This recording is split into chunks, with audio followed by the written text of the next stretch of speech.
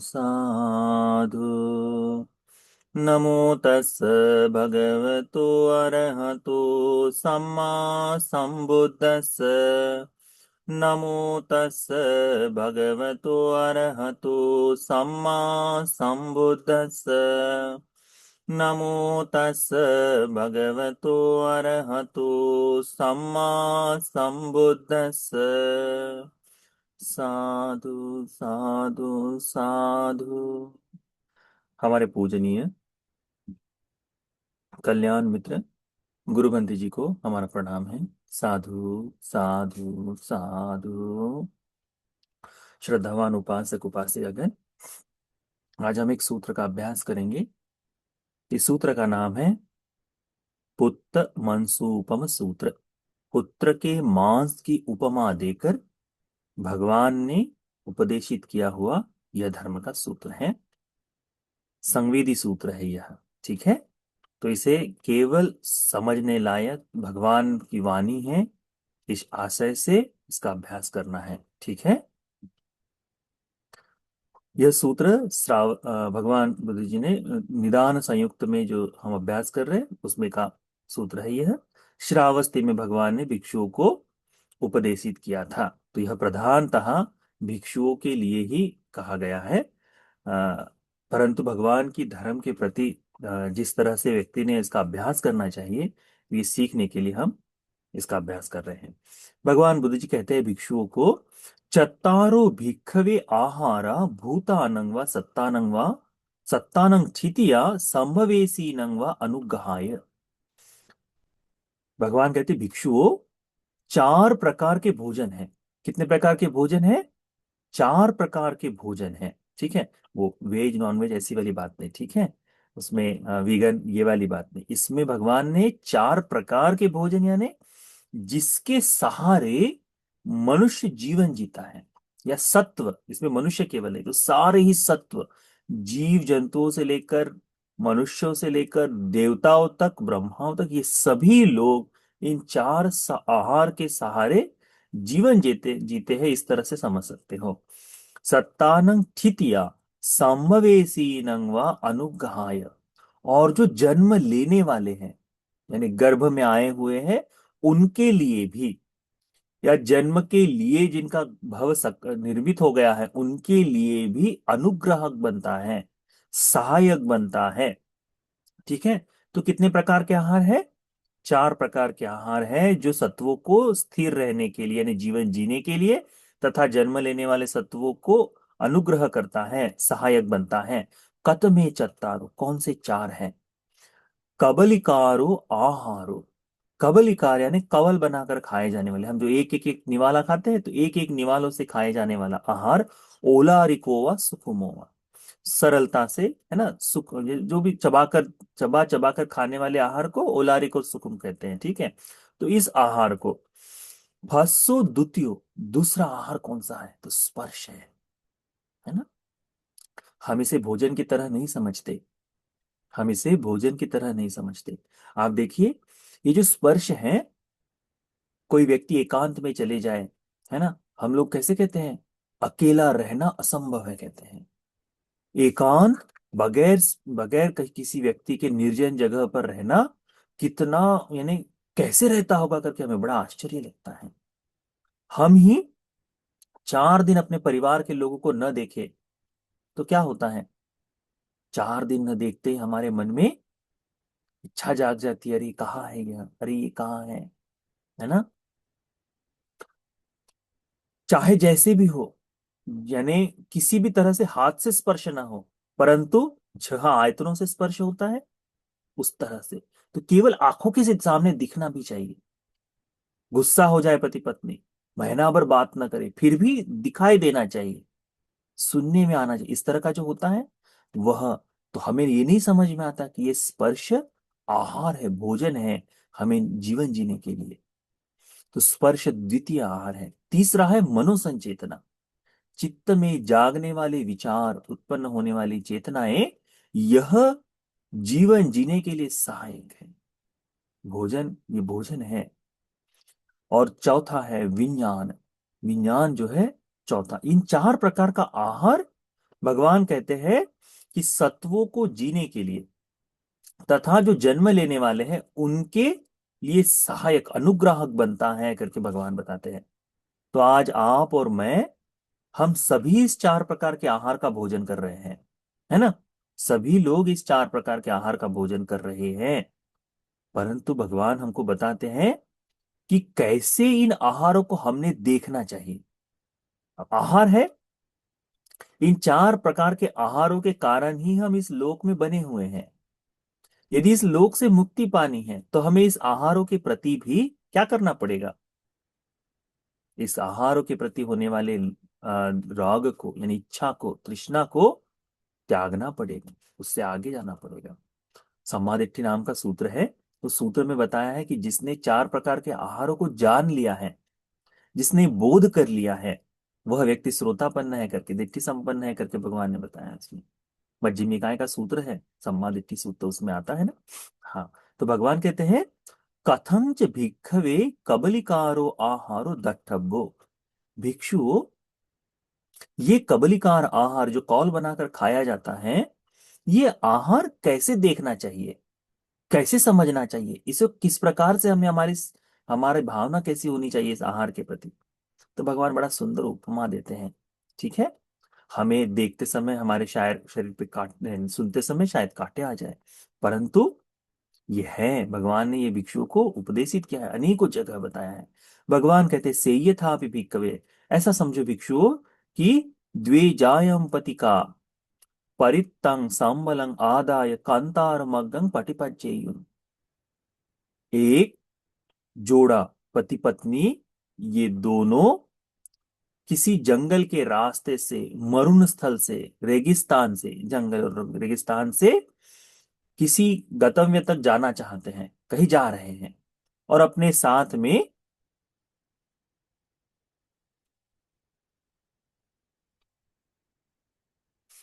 कुछ भोजन भी, पाथेय जिसे कहते हैं, है ना, तो वो पाथेय लेकर जा रहे हैं। तेसमस एक पुत्र को पियो मनाप, उन दोनों का एक प्रिय मनाप, जो मन को भाने वाला, बड़ा प्रिय प्रिय ऐसा पुत्र है उनके साथ है। अथ को तेसं भिक्खवे दिन्नं जायं पतिकानं कांतारगतानं या परित्ता संबलमत्ता सा परिक्षयं परियादानं गच्छेय। जब ये दोनों ही इस कांतार से, इस रेगिस्तान के बीच में से जा रहे हैं, अब रेगिस्तान का मतलब क्या हुआ कि जहां पानी ना हो, जहां अन्न की कोई सुविधा ना हो, भयावह जगह हो, अनेक ऐसे रेगिस्तान है जहां पर आपको मरे हुए जानवरों की हड्डियां दिखाई देगी, है ना। तो ऐसे रेगिस्तान में वो जा रहे हैं, और उनका बीच रास्ते में जो खाना लेकर जा रहे हैं वह समाप्त हो गया है। सियाच नेसं कंतारा सो अनतिन्नो, उनका वहां पर खत्म हो जाए, अब इनको आगे जाने के लिए कुछ भी नहीं है। तो अथ को तेसं भिक्खवे दिन्नं जायं पतिकानं एवमस्य, तब उन दोनों पति पत्नियों के मन में ऐसा भाव उत्पन्न होता है, कैसा है कि अम्मा को, यानी हम जो है भोजन लेकर तो चले हैं, हम लोग यहां से भोजन लेकर चल दिए, परंतु अभी रास्ते में ये भोजन खत्म हो गया, और अभी बहुत रास्ता बाकी है। तो कैसे करें, कैसे इस रास्ते को हम लोग पार करेंगे करके दोनों चिंतन करते हैं। तब उनके मन में ये भाव जागता है, कैसे, यं नूनमयं इमं एक पुत्तकं पियं मनापं वधित्वा, ये जो हमारा एकमात्र प्रिय मनाप पुत्र है, इसे मारकर, मरा हुआ नहीं, मारकर, वधित्वा, वल्लुरं च सोंडिकं च करित्वा, उसके टुकड़े टुकड़े कर कर, पुत्तमंसानि खादंता, पुत्र का मांस खाएंगे, एवं तं कांतार वशेषं नित्थरेयाम, और किसी प्रकार से इस रेगिस्तान का रास्ता पार करेंगे। माँ सब्बेव तयो विनस्सिंहाति, यदि ऐसा न करे तो हम सभी लोग नष्ट हो जाएंगे, सभी लोग मृत्यु को प्राप्त हो जाएंगे। तो देखो कितना सुंदर बता रहे भगवान। क्या कह रहे हैं भगवान कि दोनों रास्ते में जा रहे हैं और जाते समय रास्ते में भोजन खत्म हो जाए। अब उनका एकमात्र पुत्र है। हम जानते हैं कि जब भोजन न हो तो व्यक्ति को जीना बड़ा कठिन हो जाता है ना। तो उसके लिए हम कितने हाथ पैर, हम लोगों ने देखा है कि जब भी दुर्भिक्षा काल पड़ता है तो बहुत मौल्यवान वस्तु भी एक रोटी के एवज में लोग बेच देते थे, है ना। थोड़े से चीज के लिए दे देते थे। क्यों? क्योंकि उस समय धन कोई मायने नहीं रखता। क्या मायने रखता है? जीवन मायने रखता है। तो इन दोनों के मन में आया कि यदि हम खाना न खाएं तो हम लोग आगे नहीं जा सकते, हम लोगों की मृत्यु हो जाएगी। और कैसे करेंगे? यदि यहां कुछ भोजन की व्यवस्था न हो तो तीनों ही मर जाएंगे। तो क्यों न हम लोग इस पुत्र को मारकर इसका मांस खा लें, तो कम से कम ये रास्ता तो पूरा हो जाएगा। अथ को त्वे भिक्खवे द्वेजायं प्रतिकातां एक पुस्तकं पियमनापं वधित्वा वल्लुरकं च सोंडिकं च करित्वा पुत्तमंसा निखादन्ता एवं तं कांतारासविशं नित्थरेयुः। तब वे दोनों उस पुत्र को मारकर उसका मांस टुकड़े टुकड़े कर कर उसका मांस खाते हैं और अपने पूरे रास्ते को पूर्ण करते हैं। ते पुत्तमंसानि चैव खादेयुः उरे च पटिपिस्सेयुः। उस पुत्र मांस को खाने के पश्चात जब वो बाद में पूरा रास्ता पूर्ण कर लेते हैं या फिर पूरे रास्ते भर में कहं एक पुस्तकाति, और रोते हैं बिलखते, अरे मेरा पुत्र, अरे मेरा पुत्र करके रोते हुए विलाप करते हुए चलते हैं। ऐसा है, ऐसा देखने को मिलता है। आज भी अनेकों बार किसी के दोषावश किसी बच्चे की मृत्यु हो जाए तब भी इसी तरह से रोना विलाप आदि किया जाता है ना।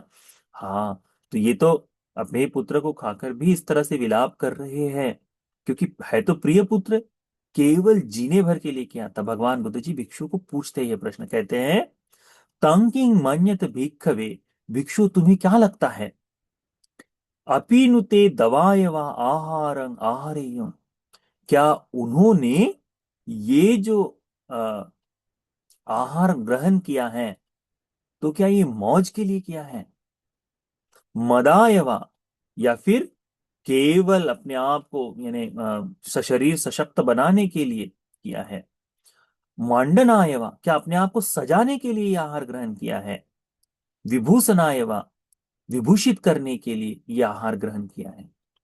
तुम्हें क्या लगता है जब वो पुत्र को खा रहे थे तो उनके मन में आ रहा था, अच्छा इतने किलोग्राम प्रोटीन ले रहा हो तो अब ये मेरी बाइसेप बनेगी, ट्राइसेप बनेगी, हाँ इस तरह से गट्स आएंगे, इस तरह से सोच रहे थे? अभी होता है ना, अभी लोग जो लड़के लोग जो जिम जाते हैं वे लोग भोजन करते समय ऐसे ही देखते हैं, अच्छा इतनी कैलोरीज इसमें है, इतनी कैलोरीज इसमें है।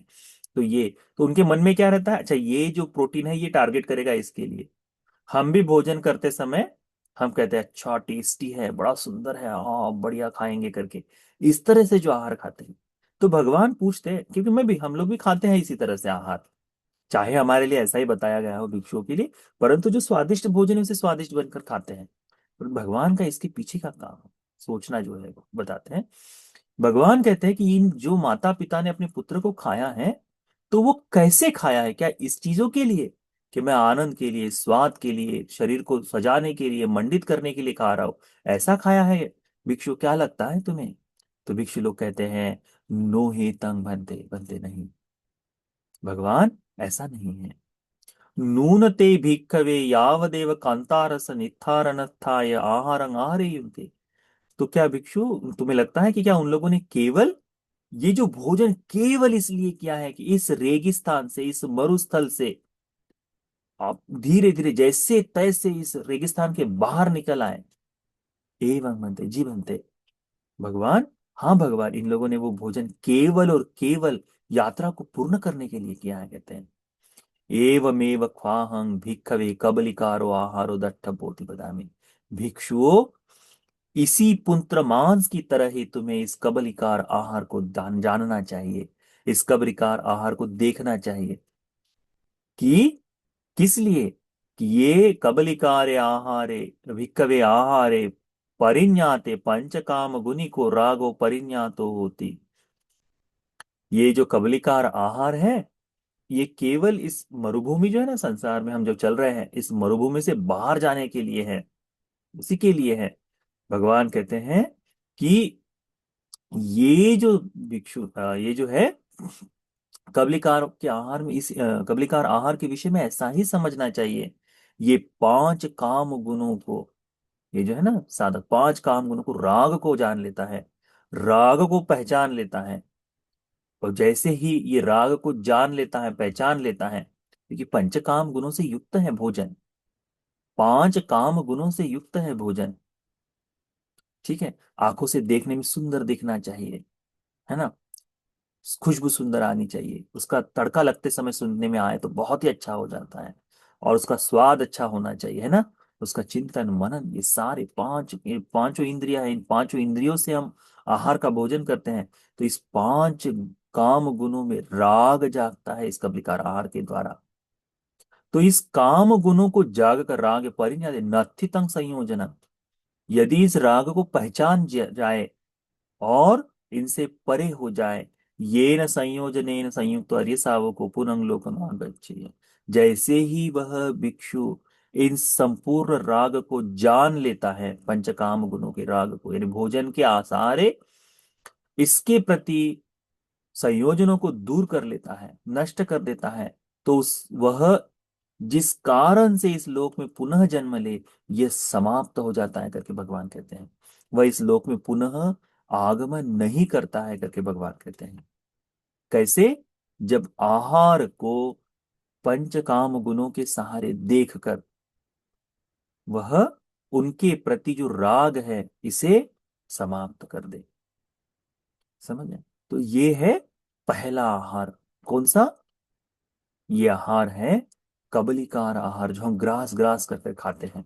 ठीक है, कल हम लोग इसका दूसरा भाग, जो है अभी तीन प्रकार के आहार बाकी बचे हैं ना, स्पर्श, मनोसंचेतना और विज्ञान, इन तीन प्रकार के आहार को कैसे देखना है, भगवान कहते कतंच भी कवि फसार दट्ठब्बो। ये स्पर्श का आहार कैसे देखना है, इसका अभ्यास हम कल करेंगे। ठीक है, ये सूत्र कल समाप्त हो जाएगा। छोटा सा सूत्र है, बहुत सुंदर है। एक एक आहार के प्रति भगवान ने जो बताया है, वह हमें इस तरह से चिंतन करते समय देखना चाहिए। ये आहार हम हमारे जीवन जीने मात्र के लिए रखते हैं। तो जब भी हम उपोषद ग्रहण करते हैं, जैसे कल का है उपोषद, है ना, कल अमावस्या है ना, तो कल उपोषद ग्रहण करेंगे, तो उस दिन ये जो भोजन है, ये मुक्ति के लिए होना चाहिए, इस आशय से, इस भाव को रखते हुए हम ग्रहण करने वाले हैं, है ना।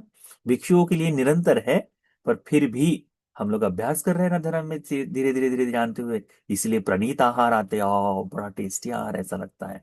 परंतु धर्म में आकर धीरे धीरे धीरे इसका अभ्यास करते जाए, तो इस आहार के प्रति भी ये सारी संज्ञाएं नष्ट हो जाएगी, है ना। तो इसीलिए इन आहारों को समझना आवश्यक है, जिसके लिए ये सूत्र है। तो ये सूत्र, आहार सूत्र का प्रथम भाग, या पुत्तमंत्र सूत्र का प्रथम भाग, हम सभी को आहारों के प्रति, इस कबलिकार आहारों के प्रति जानते हुए, समझते हुए, इसे सही तरह से अपने जीवन में उतार के धर्म के मार्ग पर अग्रसर हो जाने के लिए ये सूत्र उपकारी हो जाए।